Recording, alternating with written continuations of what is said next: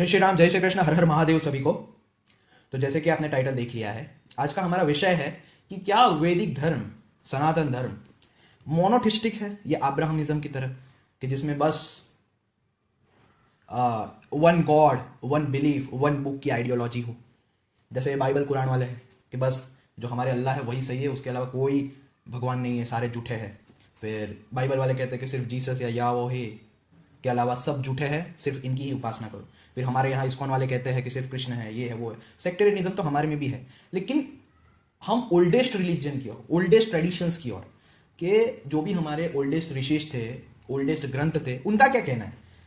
क्योंकि हमारे यहाँ भी मुगल और बाकी सब अब्राहमिक इन्वेडर्स आए, तो कुछ सेक्ट हमारे यहाँ भी क्रिएट हो गए और कुछ आइडियोलॉजी भी क्रिएट हो गई। कितनों ने तो कुछ बुक भी बना दी, ब्रह्म संहिता, ब्रह्म वैवर्त आदि, उसके ऊपर नहीं जाएंगे। तो लेकिन हम इतनी तो हमें बुद्धि है कि ओल्ड इज गोल्ड। हमारे जो वैदिक ग्रंथ है वही प्रमाण है, उसके अलावा सब व्यर्थ है।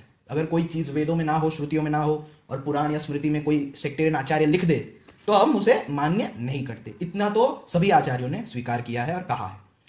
तो क्या हमारा वैदिक धर्म अब्राहमिक रिलीजियन की तरह है, या वो मोनिस्टिक है, पॉलिथिस्टिक मोनिस्टिक? कि मोनिज्म तो है, एकत्व भी है, लेकिन पॉलिथिस्टिक वे में, कि किसी की भी उपासना हम करेंगे ये 5 सगुण ब्रह्म में से, तो उसी एकत्व स्थिति में, पर ब्रह्म की अवस्था में हम स्थित हो जाएंगे, अपने स्वरूप को प्राप्त हो जाएंगे।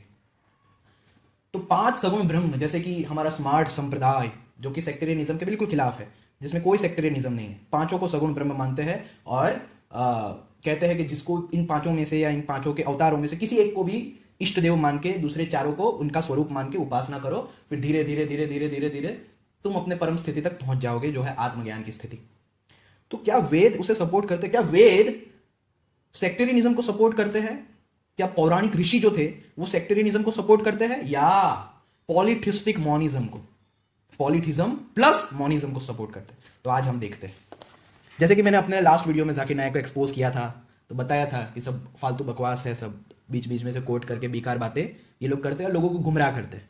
फिर मैंने बताया था कि अपने नेक्स्ट वाले वीडियो में मैं पंचदेव अथर्वशीर्ष, जो कि अथर्व वेद में पाया जाता है, उसके ऊपर वीडियो बनाऊंगा। तो आज उसी के ऊपर मैं वीडियो बनाने जा रहा हूं। पंचदेव अथर्वशीर्ष, ये सारे अथर्वशीर्ष जो है, जैसे वो सूक्त बताए थे, जो ऋग्वेद, यजुर्वेद आदि सूक्त जो पाए जाते हैं अलग अलग 5 ब्रह्म के और स्वर्ग के देवताओं 5 एलिमेंट्स के भी, तो वैसे ही पंचदेव अथर्वशीर्ष पाए जाते हैं अथर्व वेद के अंतिम भागों में। देखते हैं हम यहाँ पे, फिर एक एक मतलब इंपॉर्टेंट अथर्वशीर्ष के सब मैं आपको समझाऊंगा कि कैसे ये सगुण उपासना हमें सर्वभाव में लाने के लिए प्रेरित करते हैं। अथर्वशीर्ष अर्थात अथर्व वेद का शिरोभाग। वेद के संहिता, ब्राह्मण, आरण्यक तथा उपनिषद 4 भाग है, जिन्हें श्रुति कहा जाता है। अधिकांश उपनिषद प्रायः आरण्यक भाग के अंश है। अथर्वशीर्ष उपनिषद ही है और अथर्व वेद के अंत में आते हैं। ये सर्व विद्याओं की सर्वभूता ब्रह्म विद्या के प्रतिपादक होने के कारण यथार्थ में ही अथर्वशीर्ष कहलाते हैं। पंचदेव गणेश, शिव, शक्ति, विष्णु एवं सूर्य के क्रमशः 5 अथर्वशीर्ष है। गणपत्यथर्वशीर्षम, शिवार्थर्वशीर्षम, देव्याथर्वशीर्षम, नारायण अथर्वशीर्षम एवं सूर्याथर्वशीर्षम। अपने शास्त्रों में इन पंचदेवों की मान्यता पूर्ण ब्रह्म के रूप में है, इसलिए इन 5 पंचदेवों में से किसी एक को अपना इष्ट बनाकर उपासना करने की पद्धति है। गणपति के उपासक गणपत्य, शिव के उपासक शैव, शक्ति के उपासक शाक्त, विष्णु के उपासक वैष्णव तथा सूर्य के उपासक सौर कहे जाते हैं। श्वेताश्वतर उपनिषद में कहा गया है, वस्तुतः परब्रह्म परमेश्वर ही पंचदेवों के रूप में व्यक्त है तथा संपूर्ण चराचर में भी वे ही व्याप्त है। एको देवः सर्वभूतेषु गूढ़ः। तो अब शुरू करते हैं अथर्वशीर्ष। सबसे पहले गणपति अथर्वशीर्ष देखना आप। ये एक्चुअली ये सब आपको बताएंगे कि कैसे वेदों के जो अथर्वशीर्ष है, जैसे मैंने आपको वो उपनिषद नहीं बताई थी, नारायण उपनिषद, कि कैसे ये नारायण आत्मा को ही नारायण के रूप में, फिर सबको नारायण रूप में अनुभव कराने के लिए इस तरह से लिखे गए हैं। ये अथर्वशीर्ष भी वैसे ही है। इसलिए मैं कहता हूं पॉलिथिस्टिक मोनिज्म, कि किसी भी इष्ट देवता को मान के फिर वो मोनिस्टिक रियलाइजेशन की ओर हमें ले जाएगा, अद्वैत रियलाइजेशन की ओर हमें ले जाएगा। अब कुछ दुष्ट लोग भगवत गीता का वो कोट करते हैं कि जिसमें कृष्ण कहते हैं देवताओं की उपासना करने वाले उनके पास जाते हैं, मेरी करने वाले मेरे पास जाते हैं। एक्चुअली मेरे पास नहीं, इसका मतलब है मम मतलब मेरे स्वभाव को प्राप्त होता है, मम यान्ति, अटेन्स में, मेरे स्वरूप को प्राप्त होता है, मेरे पास नहीं। एक्चुअली उसका रियल मीनिंग ये है, अगर संस्कृत में सही से देखने जाए। फिर उसमें लिखे देवताओं की पूजा करने वाले अविधि पूर्वक मेरी पूजा करते, अविधि यानी इन रॉन्ग वे में। तो उसका मतलब ये नहीं है, उसके ऊपर तो मैं अलग से वीडियो बनाऊंगा। कुछ दुष्ट लोग उसके नाम पे बड़ा उछल रहे हैं, तो उनको ये नहीं पता कि वहां पे लिखा है कि मटेरियलिस्टिक वेलफेयर के लिए, यानी वहां पे वो जो यज्ञ करने वाले जो स्वर्ग के देवी देवताओं को प्रसन्न करते हैं, स्वर्ग के इंद्र वरुण आदि, तो कि उनसे कोई मटेरियलिस्टिक बेनिफिट मिल जाए, उनके लिए कृष्ण ने कहा है। क्योंकि वो स्वर्ग के देवता खुद एक योनि है, वो खुद जन्म मृत्यु में फंसे हैं, तो उनकी उपासना करने से क्या होगा? हाँ करनी चाहिए, कृष्ण ने ये भी कहा यज्ञ करना चाहिए, बट उन्हें परम लक्ष्य नहीं मानना चाहिए। कृष्ण का कहना ये था, कृष्ण का कहना ये था। लेकिन कुछ दुष्ट लोग, पापी लोग, उन देवताओं में भी ये 5 जो सगुण साकार ईश्वर के रूप है, जो अथर्ववेद में और बाकी अन्य वेदों में इनका सबको परम तत्व के रूप में माना जाता है, उसको भी गिन लेते हैं और लोगों को परेशान करते हैं।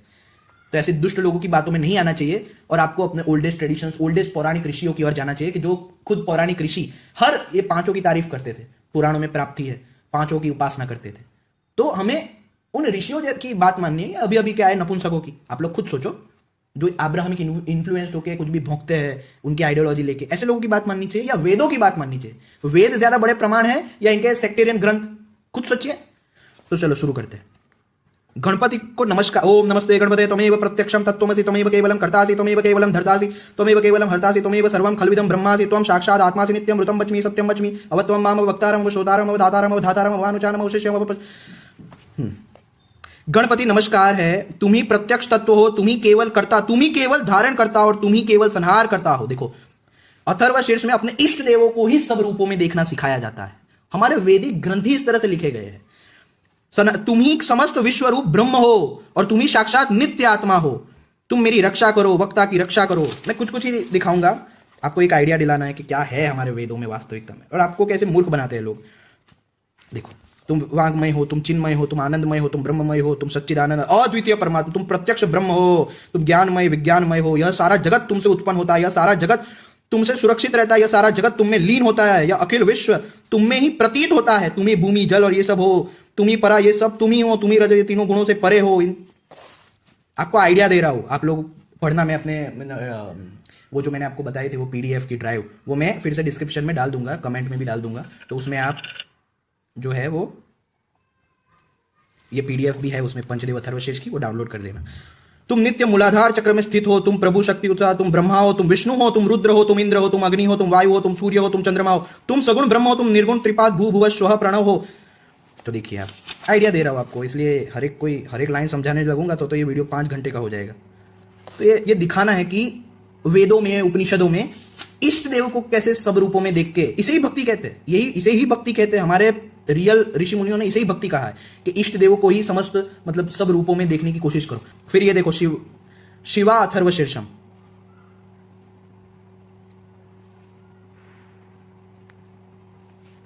एक समय देवगण घूमते घूमते स्वर्गलोक में गए और वहां जाकर रुद्र से पूछने लगे, आप कौन हैं? रुद्र भगवान ने कहा, मैं एक हूं, मैं भूत भविष्य और वर्तमान काल में हूं।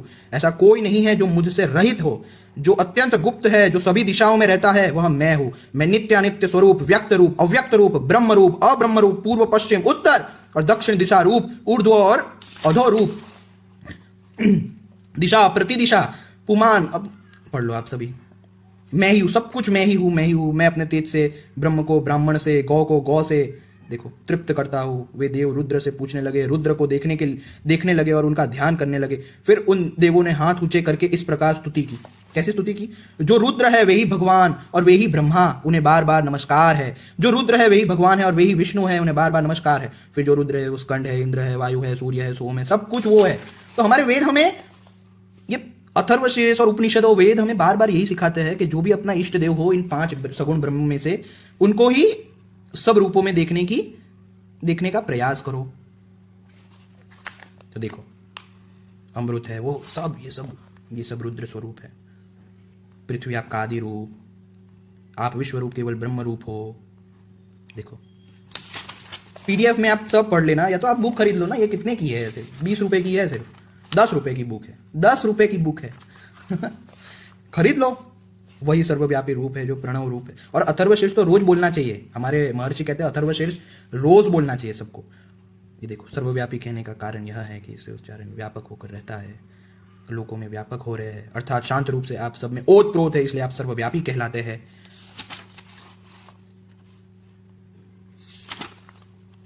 वही उत्पन्न होता है और होगा तथा अंत में वही प्रत्येक व्यक्ति भाव में वही व्याप्त हो रहा है। एक रुद्र ही किसी अन्य की अपेक्षा न रखते हुए अपनी महाशक्तियों से इस लोक को नियम में रखता है। सब उसमें रहते हैं और अंत में सबका संकोच उसी में होता है। ये देखिए,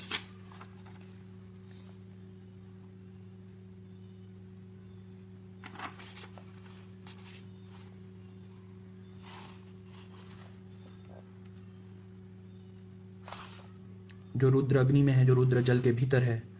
देखो, एक आइडिया दे रहा हूँ आपको मैं, सब कुछ नहीं ऐसे। और फिर ये देखो, देवी अथर्वशीर्ष, ये तो मैंने आपको ऋग्वेद में भी है ये और अथर्ववेद में भी है। ऋग्वेद से आपको दिखाया था वो जाकिर नायक एक्सपोज वीडियो में।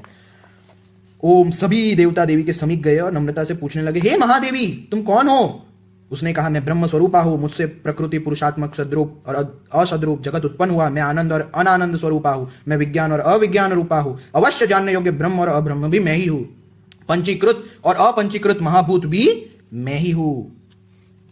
यह सारा दृश्य जगत मैं ही हूं। वेद और अवेद मैं हूं, विद्या और अविद्या भी मैं हूं। ये देखो, सब कुछ मैं, रुद्र वश्यों के अश्विनी को, देखो सब कुछ मैं आत्मस्वरूप पर आकाश आदि निर्माण करती हूं। मेरा स्थान आत्मस्वरूप को धारण करने वाली बुद्धि वृत्ति में है। देखो कितनी डीप बातें लिखी गई है इसमें।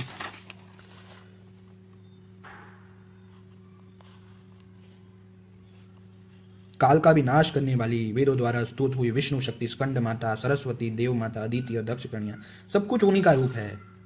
ये देखो,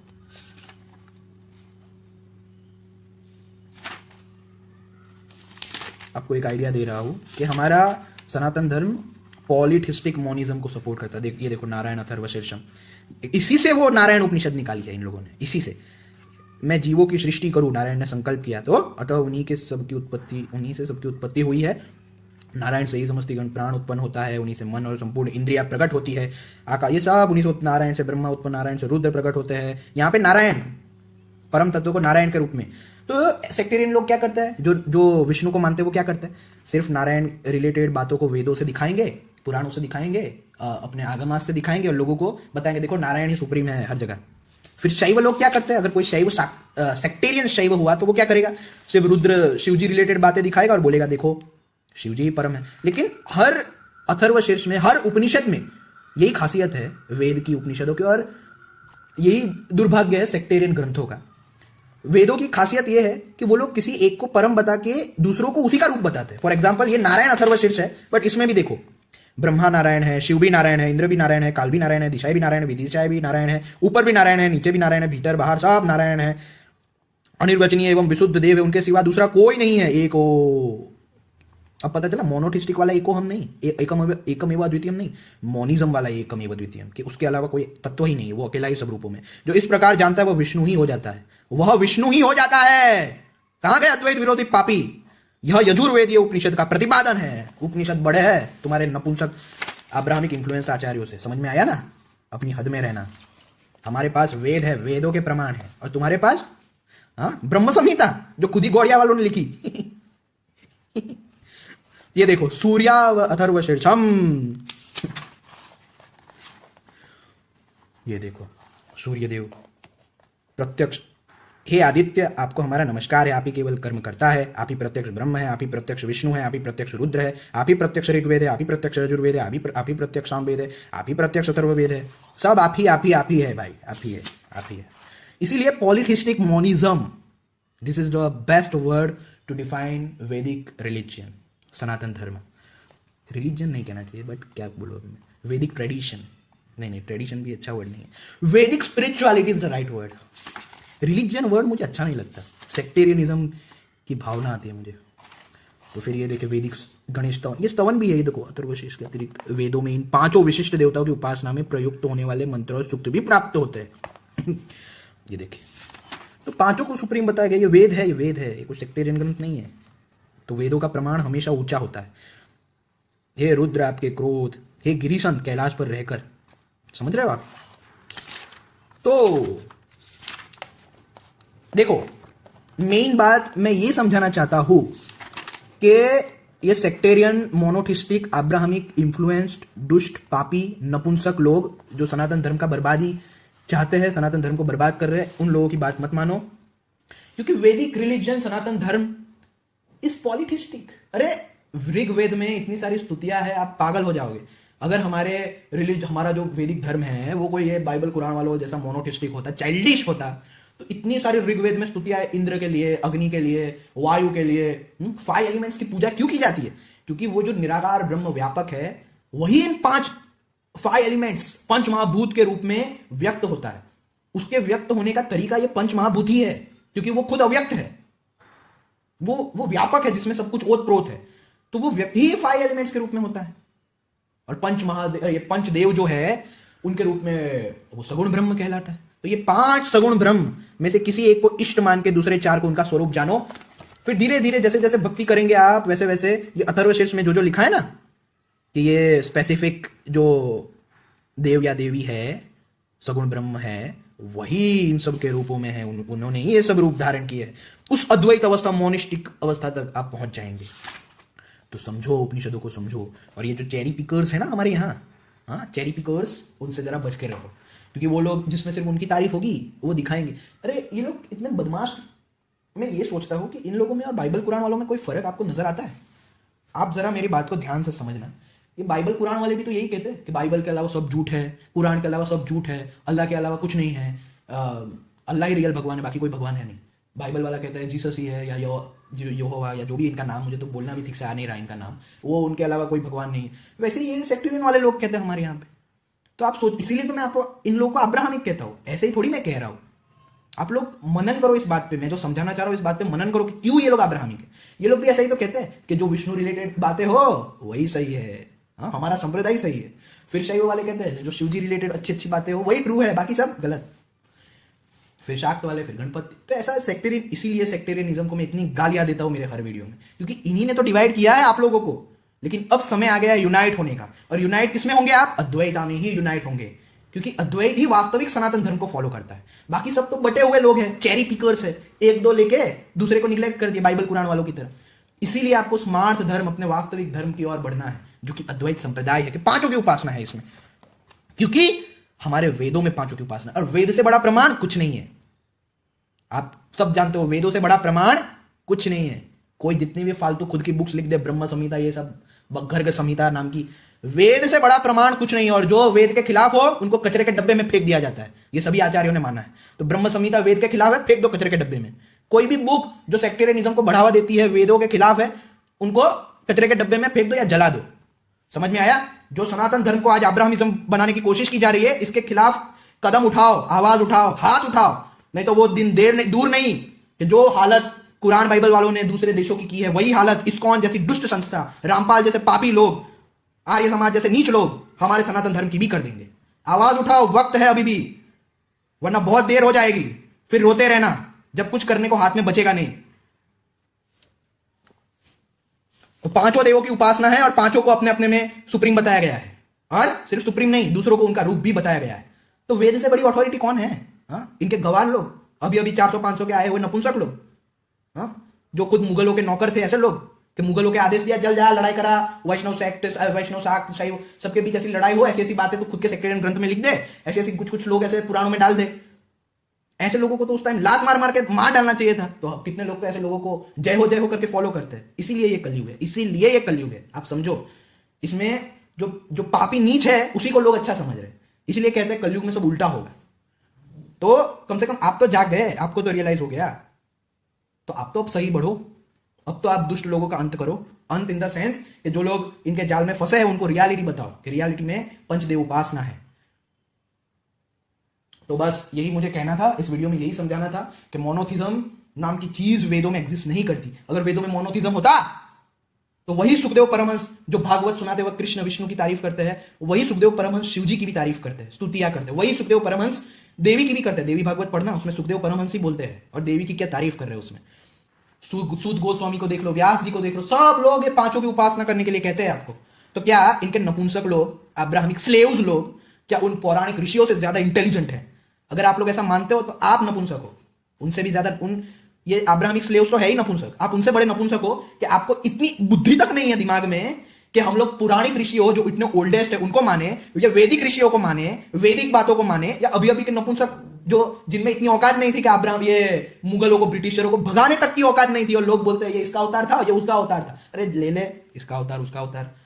तो आपको अब जागना है, बहुत अंधविश्वास फैला दिया गया है, आप जागो। सेक्टेरियन बुक्स पे बिल्कुल भरोसा मत करो, सेक्टेरियन बुक्स जैसे ही दिखे फाड़ के फेंक दो, और वेदों की ओर, उपनिषदों की ओर आओ, और जो पुराणों में उन बातों को स्वीकार करो कि जो हमारे वेदों में है और उपनिषदों में है, यानी अद्वैतवाद और पॉलिथिस्टिक मोनिज्म। तो जय श्री राम, जय श्री कृष्ण, हर हर महादेव।